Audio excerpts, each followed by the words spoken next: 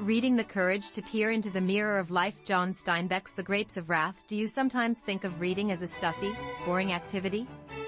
Or perhaps you feel you don't have the time to spare for a book in your busy life? We often wrongly assume that knowledge or culture is something only gained through formal education or reserved for exceptional people. But knowledge and culture are never far away. They are the power to understand the world around us, empathize with others' lives, and enrich our own existence. And one of the simplest yet most powerful ways to acquire this strength is through reading. Today, I'd like to introduce you to a book by Nobel Prize-winning author John Steinbeck, The Grapes of Wrath.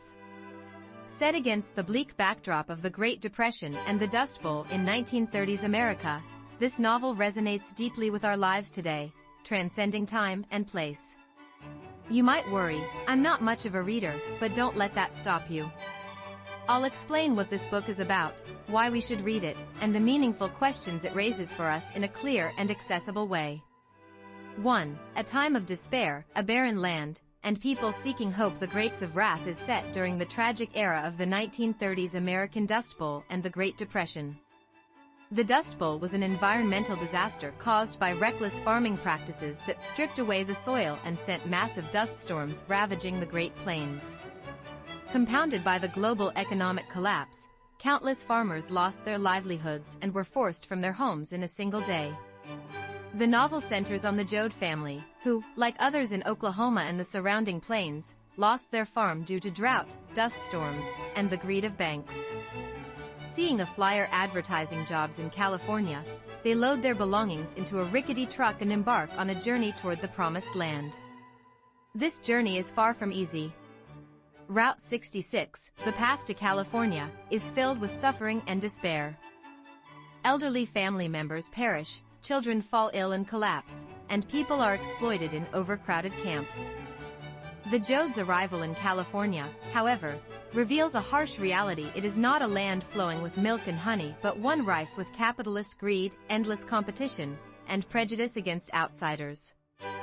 Farm owners exploit the desperation of migrants, offering impossibly low wages, and firing workers when labor becomes abundant. The Joads roam constantly, struggling to survive. Through the influence of a former preacher, Jim Casey, Tom Joad begins to recognize social injustices and grasps the deeper meaning of living together in community. The novel ends tragically, yet powerfully. Amid a flood that destroys all they own and the birth of a stillborn child, Rose of Sharon offers her milk to a starving stranger, a profound message of human compassion and the sharing of life itself. 2. Deep questions raised by The Grapes of Wrath. Implications. The Grapes of Wrath is not merely a story of America's 1930s tragedies. It poses timeless questions about humanity, societal structures, and how we should live. Even without reading the book, we can reflect on its relevance to our lives today through the following points. 2.1. Human dignity and the value of existence. I or we. The Joad family endures terrible poverty and humiliation. Dispossessed of their land, family, and dignity, they are labeled with the derogatory term Okie. Yet they refuse to abandon their humanity. Ma Joad fiercely protects her family, emphasizing their dignity and unity no matter the circumstances. Jim Casey's philosophy, arguing that all humans share one great soul and individual suffering is universal, becomes pivotal. Tom Joad, influenced by Casey, moves from self-preservation to understanding systemic injustices, declaring, "Any hungry man is my brother." This message broadens personal suffering into collective human struggle. Question for us in today's world: how much do we empathize with others' suffering? Amid growing inequality and individualism, do we prioritize ourselves over others?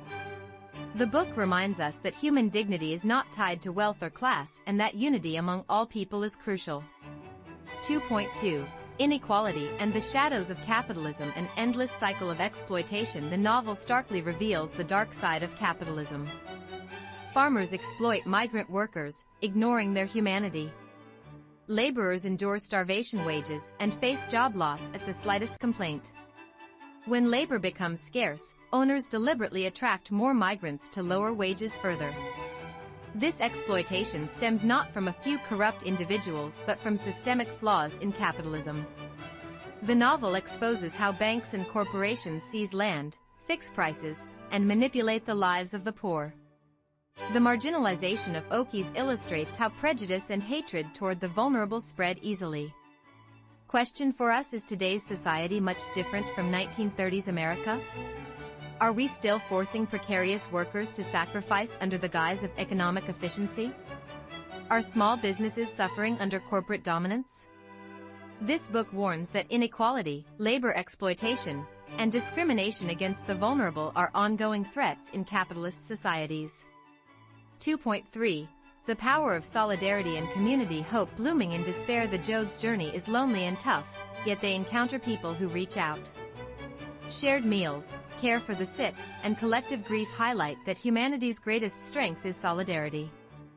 The Weed Patch Camp, run by the government, becomes an ideal community where migrants create rules together and uphold human dignity.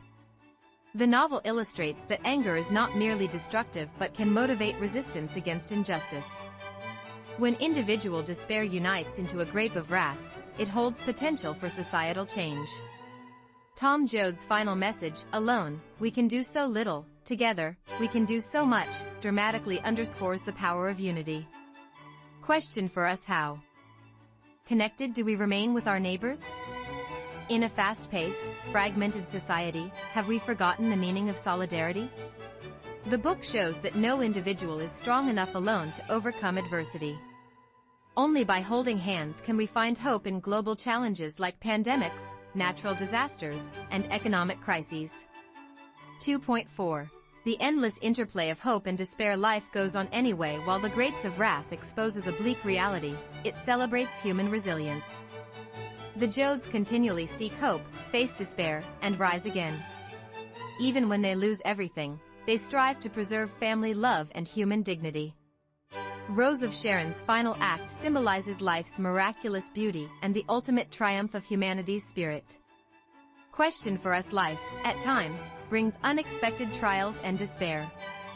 We often surrender or crumble in the face of failure. This book reminds us that, even in suffering and injustice, humans possess an indomitable vitality and hope to overcome and rise again. When we endure hardships, this book can offer profound comfort. Life goes on, regardless. 3. Why read The Grapes of Wrath now? The value of reading. John Steinbeck's The Grapes of Wrath is over 8 decades old, yet its message is strikingly relevant to our lives today. First, it cultivates empathy. Reading allows us to experience others' lives indirectly. By sharing in the Jode's pain and hope, we reflect deeply on the suffering of neighbors leading different lives. This empathy broadens our understanding and reduces prejudice. Second, it broadens our perspective. The novel shows how individual misfortune stems from societal structures and systems. It reveals that issues like inequality, labor exploitation, and social exclusion are not confined to a particular era but persist in various forms today. This insight prompts us to critically examine the world and consider how to build a better society. Third, it discovers the greatness of the human spirit. The Jode family's struggle to preserve dignity and seek hope in hopeless situations moves us deeply and inspires courage. The book reminds us that humans can overcome even the harshest conditions through love, solidarity, and hope. We live amidst economic hardship, climate change, growing inequality, and social conflicts. The Grapes of Wrath shows these challenges are not new and provides wisdom from the past to help us overcome current difficulties. It conveys a message of hope. We can build a better future by supporting one another and fighting injustice. 4. Conclusion: the power of a single book, the courage to change life. How do you feel, dear readers? The Grapes of Wrath is not just a novel. It is a grand story encompassing life's pain and beauty, despair and hope, and the strength of the human spirit. While this article cannot convey all the book's depth, I hope it has planted a seed of curiosity in your heart. In our information-saturated world, true knowledge and culture go beyond mere accumulation of facts. They involve deeply understanding the world and establishing one's values. Reading is essential to this process.